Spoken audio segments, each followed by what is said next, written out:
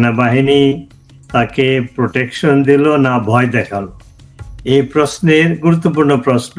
এই প্রশ্নের জবাব সময়ের আমরা দেখতে পাবো যে ভবিষ্যতে কি ঘটে। বাংলাদেশের ব্যাপারে একটা কথা আছে যে বাংলাদেশ হলো সব সম্ভাবনার দেশ। তাই ঘটছে, প্রতিদিনই নাটক হচ্ছে, অবস্থার পরিবর্তন হচ্ছে, এবং কি হবে সেটা প্রেডিকশন করাও ডিফিকাল্ট, কারণ আমরা ভিতরে বা বিহাইন্ড দ্য সিন কি ঘটছে সেটা আমরা জানতে পারি না। তারেক জিয়ার দেশ ফেরা নিয়ে যদি আমরা আলোচনা করি, আমরা কি দেখতে পাই যে তারেক জিয়া 21-এ গ্রেনেড হামলার একজন কনভিক্টেড আসামি, তার বিরুদ্ধে অনেক অভিযোগ রয়েছে।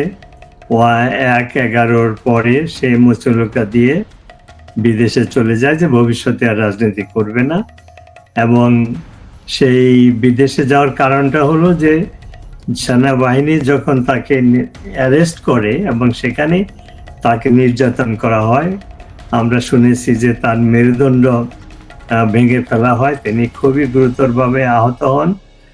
চিকিৎসার আমরা ছবিতে দেখেছি, টিভিতে, যে তিনি হুইল চেয়ারে বসে মুভ করেছেন। অর্থাৎ এই অসুস্থতা নিয়ে তিনি মুচলকা দিয়ে ইংল্যান্ডে চলে যান, সেখানে রাজনৈতিক আশ্রয় নেন, বাংলাদেশের পাসপোর্ট উনি ফেরত দেন।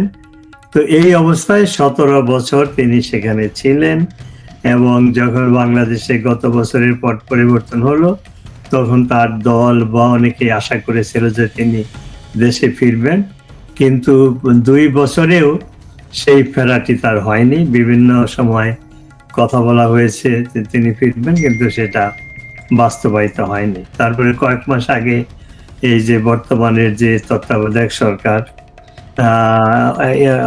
ইন্টারিয়াম সরকারের যে প্রধান ডক্টর ইউনূস, তিনি এক মিথ্যা অজুহাতে ইংল্যান্ডে গিয়ে তার সাথে দেখা করেছেন এবং আলোচনা করে ক্ষমতা ভাগাভাগি করার একটা চুক্তি MOU সাইন করেছেন, যেখানে আমরা জানতে পারি যে সেই এগ্রিমেন্টে লেখা ছিল যে তারেক জিয়া দেশে ফিরবেন, নির্বাচনে তাকে জিতানো হবে বা জিতবেন, তিনি প্রধানমন্ত্রী হবেন, এবং ইউনূস নেগোশিয়েট করেছিল সে প্রেসিডেন্ট হতে চান। তারেক জিয়া বলেছিল যে হ্যাঁ, আপনি তো সুস্থ আছেন, আপনার তো প্রেসিডেন্ট হতে কোনো বাধা নাই। অর্থাৎ আন্ডারস্ট্যান্ডিং হয়েছিল তারেক জিয়া প্রধানমন্ত্রী হবেন, ইউনূস প্রেসিডেন্ট হবেন, এবং এটাও আমরা শুনেছি যে জামাতের যে প্রধান, তিনি ডেপুটি প্রাইম মিনিস্টার হবেন। তারপরে তো বিভিন্ন কারণে বাংলাদেশের রাজনীতি যা হয় এগুলো সব চেঞ্জ হয়ে মাঝখানে তার ফেরার ব্যাপারে কোনো কথাই আলোচনা হচ্ছিল না। বলা হচ্ছিল যে সে ফিরতে পারবে না, এই জন্য যে তার বাংলাদেশে ফিরলে তার নিরাপত্তার ব্যাপারে নিশ্চয়তা নাই। এছাড়া যদি সে নির্বাচনে জয়ী হয়ে প্রধানমন্ত্রী না হতে পারেন, তাকে যদি আবার ইংল্যান্ডে ফেরত আসতে হয়, তখন তার পলিটিক্যাল অ্যাসাইলামটা ডিফিকাল্ট হবে, কারণ তিনি পলিটিক্যাল অ্যাসাইলাম পেয়েছিলেন যে তার জীবনের নিরাপত্তা নাই বাংলাদেশে। তো তিনি যদি বাংলাদেশে আসেন, তার মানে তার জীবনের নিরাপত্তা আছে।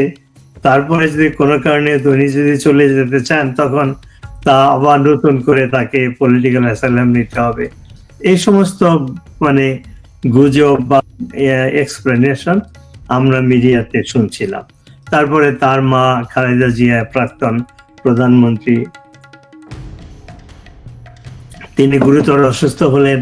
এটা নিয়েও নানান ধরনের পলিটিক্স গুজব যে তিনি মৃত, তাকে যে জোর করে রাখা হয়েছে ICU-তে, আসলে তিনি জীবিত নাই, ইত্যাদি ইত্যাদি। এই সমস্ত শুনে অনেকে ভেবেছিল যে এবার নিশ্চয়ই তারেক জিয়া তার মাকে দেখতে আসবে, কিন্তু সেটা হচ্ছিল না।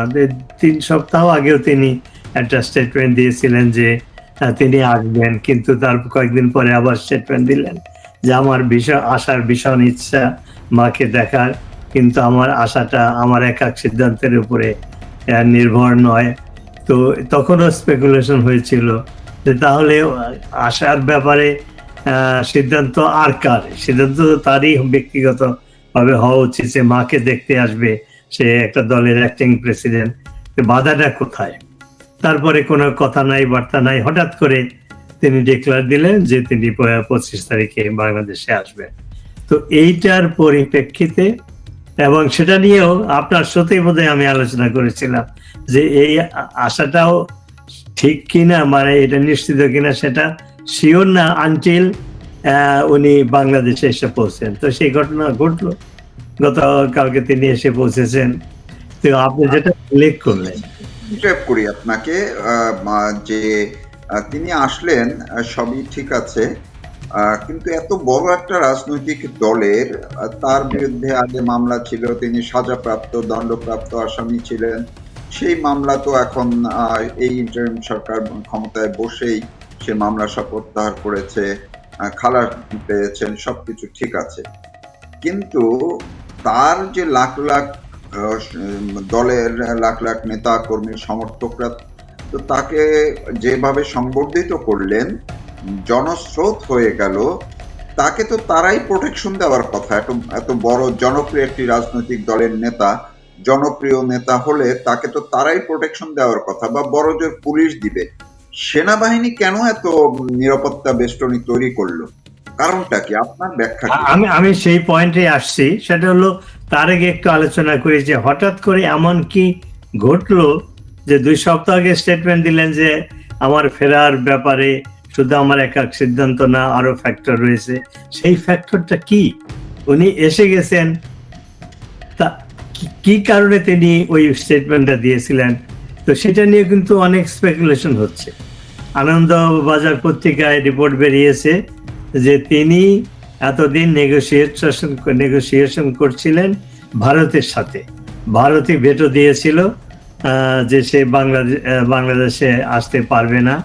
তো ইনি আনন্দবাজারে লিখেছে যে ভারত সরকারের প্রতিনিধি এবং তারেক জিয়ার সাথে লন্ডনে আলোচনা হয়েছে, ঢাকাতে ভারতের অ্যাম্বাসেডারের সাথে বিএনপি নেতৃবৃন্দের আলোচনা হয়েছে।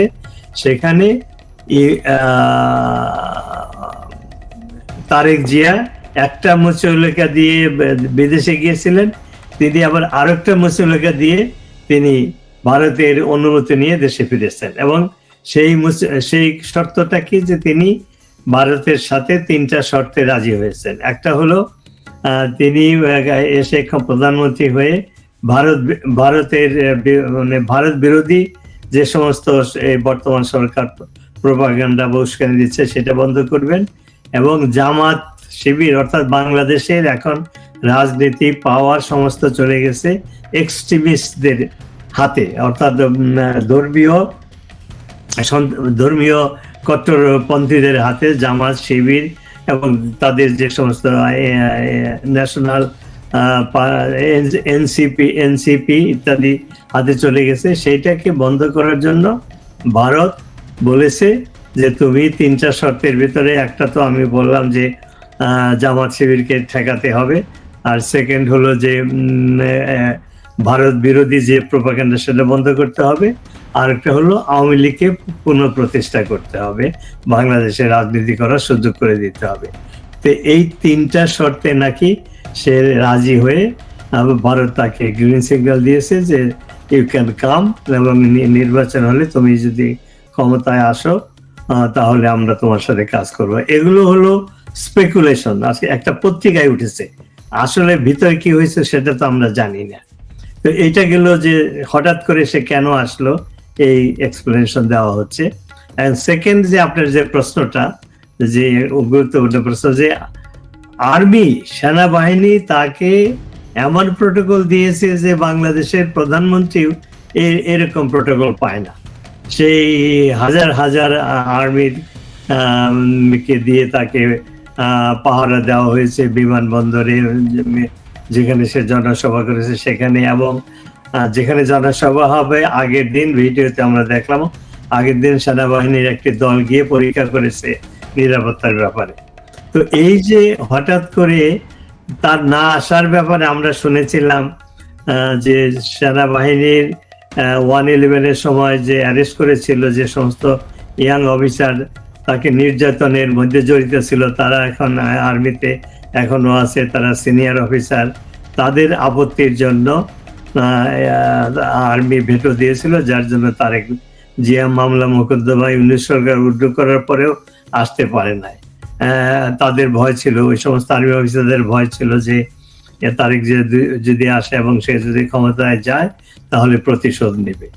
তো হঠাৎ করে সেই আর্মি অফিসাররা তো এখনো আর্মিতে আছে, হঠাৎ করে আর্মির এই অ্যাবাউট টার্ন তাকে এত বড় একটা প্রোটোকল দিয়ে প্রোটেকশন দিল, তার কারণটা কি? এটা জনগণের মাঝে এই প্রশ্নটা আছে। তারপরে যদি আমরা মনে করি যে পলিটিক্যাল কোনো অ্যালাইনমেন্ট যদি হয়ে থাকে, বলা হচ্ছে, মিডিয়াতেই বলা হচ্ছে যে ওয়াকার তো জামাতে, মানে গত 2 বছর যাবৎ আমরা যে সমস্ত তথ্য পাচ্ছি আলোচনার মাধ্যমে, যেগুলো লিক হচ্ছে, সেখান থেকে আমরা স্পষ্ট জানতে পেরেছি যে জেনারেল ওয়াকারের সাথে জামাতের সম্পর্ক রয়েছে। এবং অনেকেই বলছে যে সেই 3 অগাস্টেই ওয়াকার খালেদা জিয়ার যে নিরাপত্তা উপদেষ্টা মেজর জেনারেল আকবর, তার মাধ্যমে জামাতের কাছে, অন্যান্য দলের কাছে খবর পাঠিয়েছিল যে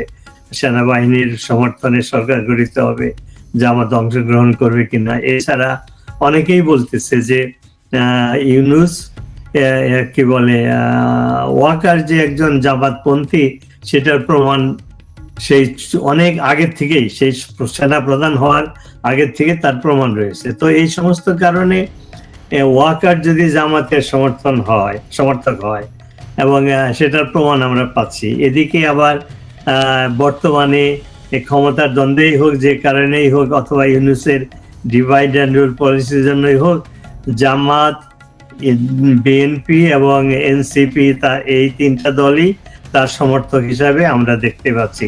যখনই কোনো ক্রাইসিস হয়, ইউনূস এদেরকে ডেকে পরামর্শ করে। তো আবার ইদানিং দেখছি জামাতের সাথে বিএনপির দূরত্ব বাড়ছে। তো এখন যদি বিএনপির সাথে, তারেক জিয়ার সাথে ওয়াকারের বা সেনাবাহিনীর যদি কোনো আঘাত হয়ে থাকে, দেন জামাতের সাথে কি হলো? এটা তো কন্ট্রাডিকটরি মনে হচ্ছে। তো কাজে সমস্ত ঘটনা আলোচনা করলে, যেহেতু বিহাইন্ড দ্য সিনের ঘটনা আমরা জানি না, লিক হয়ে যে সমস্ত খবর আসে, সেইখানে এই গুজবে কি বলে ডালপালা গজায়। তো এখন খুব বলা মুশকিল যে সেনাবাহিনী কেন এইভাবে একটা, মানে উদাহরণবিহীন একটা প্রোটোকল তাকে দিল, এত বড় সম্মান তাকে দেখালো। এবং আমরা যেটা বুঝতে পারছি, মিডিয়াতেও বাংলাদেশের যে কয়েকটা মিডিয়া আছে তারাও বিভিন্নভাবে প্রচার করছে যে অলরেডি বোধহয় তারেক জিয়া প্রধানমন্ত্রী হয়েই গেছে, সেইভাবে প্রচার করতেছে। কখন কি করবে, তার মেয়ে কি করতেছে, তার ওয়াইফ কি বলে, এই তারপরে পজিটিভ একটা রিপোর্ট দিচ্ছে, ইত্যাদি ইত্যাদি। তো সেখান থেকে এই সমস্ত ঘটনা থেকে বলা মুশকিল যে আঘাতটা কোথায়। তো আমার মনে হয় যে আমরা সময় গেলেই আমরা বুঝতে পারবো, যখন উনি আসলেন এবং ঘটনা প্রভাবিত ঘটবে, তখন সেখান থেকে বোঝা যাবে যে কার আশ্বাসে তিনি এলেন এবং এসে তিনি কি করবেন। তো আপনার যদি সময় থাকে তাহলে আমরা ওনার যে ভাষণটা, সেটা নিয়ে একটু আলোচনা করলে তাহলে